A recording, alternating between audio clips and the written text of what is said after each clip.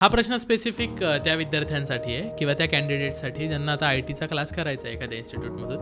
तर फसवणूक होऊ नये म्हणून त्यांनी काय काय काळजी घेतली पाहिजे? पहिलं तर तिथले ओनर ही शुड नो की what is the trend now, आणि ट्रेंड कोण अनालाइज करते, जो मेन पर्सन जो ड्राईव्ह करतो, किंवा त्यालाच जर माहित नाही तर how they can like hire some trainers. जो मेन व्यक्ती असतो तो काय करतो, तो हायरिंग करतो, तो त्याच्या ट्रेनरला हायर करतो, त्या ॲबिलिटीचे लोक शोधून आणतो की ज्यांच्यामुळं त्यांचे मुलं घडणार आहेत, करिअर घडवणार आहेत, आणि त्यांची प्लेसमेंट टीम त्यांना प्लेसमेंट देणार आहे.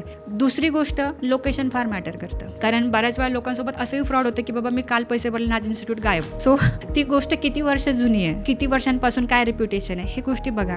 त्यानंतर मला काय मिळणार आहे ह्याच्या बदल्यात, म्हणजे मला किती टाईपचे क्लासेस मिळणार आहे, माझ्या कुठल्या वीक पॉईंटवरती वर्क होणार आहे, मला किती वेळ मिळणार आहे, हे बघणं गरजेचं आहे. नाहीतर तुम्हाला 2 तासाचा क्लास मिळतोय आणि त्याच्यामध्ये तुम्हाला एकच गोष्ट कव्हर करून मिळते आणि बाकीचे वीक पॉईंट तुम्हाला एंडिंगला जाऊन कळणार आहेत की अरे मला ह्याच्यामुळे येत नाही. मग आता तुम्ही तयारीला तेव्हा लागलं, काहीच उपयोग नाही या गोष्टीचा.